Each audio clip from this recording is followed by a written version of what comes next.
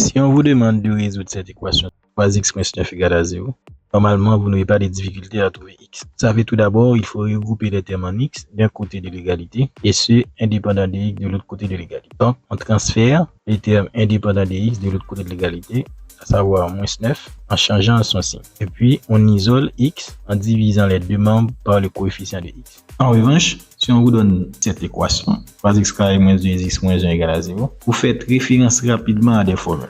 Delta est égal à b carré moins 4ac. Donc, si delta est inférieur à 0, on va des solutions dans R.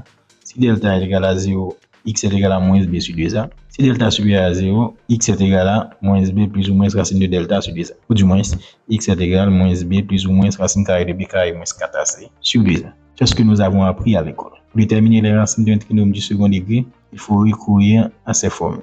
Mais vous êtes-vous déjà demandé pourquoi c'est comme ça? D'où viennent ces formules?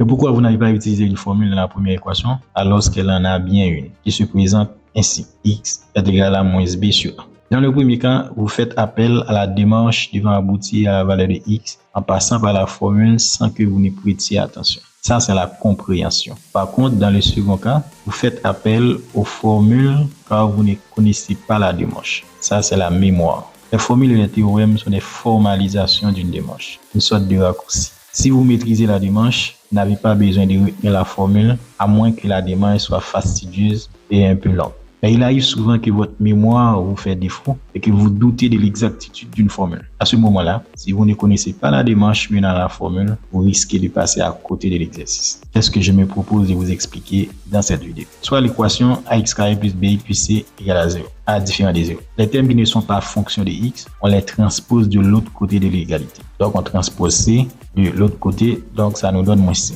L'objectif est d'arriver à mettre l'équation sur cette forme qui est plus simple. X plus k au carré est égal à p.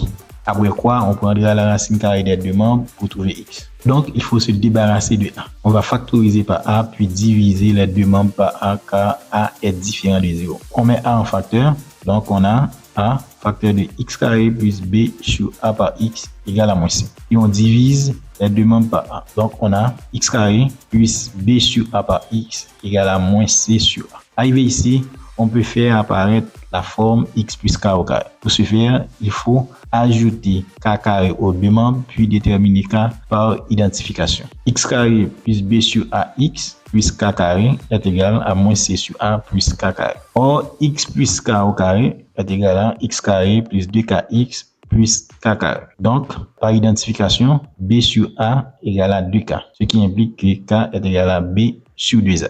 Donc, pour faire court, k est égal au coefficient de x, qui est plus b sur a, divisé par 2.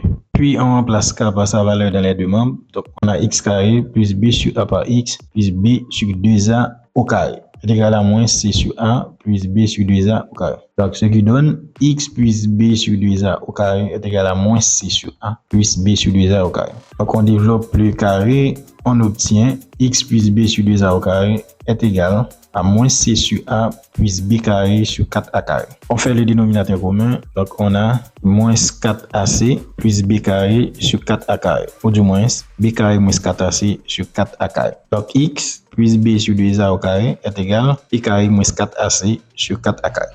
Donc, on a trouvé la formule souhaitée. X plus k au carré égale à p. Quelques constats à faire sur le second membre. B carré moins 4ac sur 4a carré. S'il est négatif, en d'autres termes, si le numérateur est négatif, car le dénominateur est positif, 4a carré, alors l'équation n'a pas de solution dans R. C'est-à-dire qu'on ne peut pas trouver un réel tel que élevé au carré donne un nombre négatif. Si le second membre est nul, cela implique que x plus b sur 2a égale à 0. Donc, si un réel élevé au carré égale à 0, ce réel est 0. Donc, x plus b sur 2a est égal à 0. Cela implique que x est égal à moins b sur 2a. Donc, on trouve x en fonction de a et b. Mais on aurait pu exprimer x également en fonction de a et c. Étant donné la nullité du numérateur, b carré moins 4ac égale à 0, cela implique que b carré est égal à 4ac. Donc, on prend la racine carrée des deux membres. Racine de b carré égale à racine de 4ac. Racine de b carré est égal à 2 racine de ac. Donc, racine de b carré est la valeur absolue de b.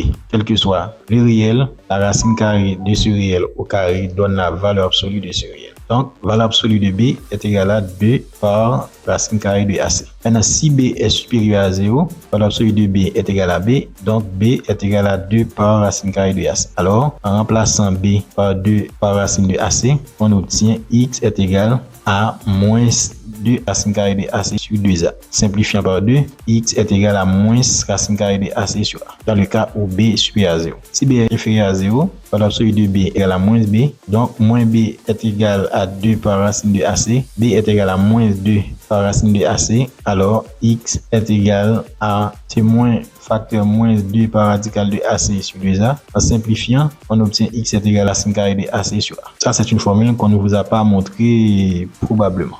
Maintenant, si le second membre est supérieur à 0, dans ce cas, on prend la racine carrée des deux membres. La racine carrée de x plus b sur 2a au carré est égale à la valeur absolue de x plus b sur 2a. Et pour le second membre, on a racine carrée de b carré moins 4ac sur racine carrée de 4a carré. Donc, d'après les explications précédentes, racine carrée de 4a carré est égale à... Et racine de 4a carré, c'est bien 2a, hein? Non, c'est 2 par valeur absolue de A. Valeur absolue de x plus b sur 2a est égale à racine carrée de b carré moins 4ac sur 2 par valeur absolue de A. Maintenant, on va faire des considérations sur la valeur absolue. La valeur absolue de x plus b sur 2a est égale à x plus b sur 2a si x plus b sur 2a supérieur ou égal à 0. Donc, si x supérieur ou égal à moins b sur 2a. Et la valeur absolue de x plus b sur 2a est égale à moins facteur x plus b sur 2a si x plus b sur 2a inférieur ou égal à 0. Donc, x inférieur ou égal à b sur 2a. Donc, tous les cas, on trouve x plus b sur 2a est égal à plus ou moins racine carrée de b carré moins 4ac sur 2 par valeur absolue de 2a. Maintenant, faisons la considération sur valeur absolue de a. Si a supérieur à 0, valeur absolue de a égale à a. Si a inférieur à 0, valeur absolue de a est égale à moins a. Dans les deux cas, on aura x plus b sur 2a est égal à plus ou moins racine carrée de b carré moins 4ac sur 2a. Donc, on tire x est égal à moins b sur 2a plus ou moins racine carrée de b carré moins 4ac sur 2a. Donc, on met sur le même déno, on trouve la formule magique x est égal à moins b plus ou moins racine carrée de b carré moins 4ac sur 2a. Prenons un exemple simple. 3x carré moins 2x plus 1 est égal à 0. Donc, d'après la démarche, on transpose de l'autre côté de l'égalité la constante. Donc, on a 3x carré moins 2x égale à moins 1. On factorise par le coefficient de x carré. Donc, c'est 3 facteur x carré moins 2x sur 3 égale moins 1. Et puis, on divise les deux membres par 3. On obtient x carré moins 2x sur 3 égale à moins 1 tiers.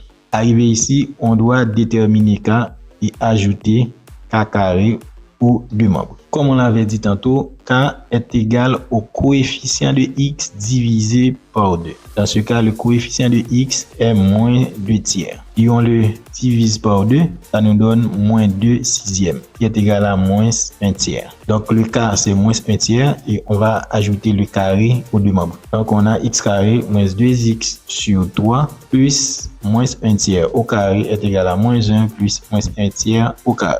Ce qui nous donne x carré moins 2x sur 3 plus 1 neuvième égale à moins 1 plus 1 neuvième. Donc lorsqu'on regroupe ça sous la forme identité remarquable, ce qui nous donne x moins 1 tiers au carré est égal à moins 8 neuvième. Arrivé ici, d'après le constat fait plus haut, on trouve un nombre élevé au carré qui est égal à quelque chose de négatif. De ce fait, ce nombre ne peut pas être un réel. Donc il n'y a pas de solution dans R. Ben voilà, on a résolu le trinôme du second degré sans utiliser les formules que vous connaissez. Sûrement, vous me direz que c'est un peu long. Bon oui, je vous l'accorde, mais connaître également la démarche est beaucoup mieux au cas où vous auriez des trous de mémoire. Allez, dans la prochaine vidéo sur l'apprentissage des mathématiques, on parlera de certaines confusions à éviter en analyse mathématique. À plus.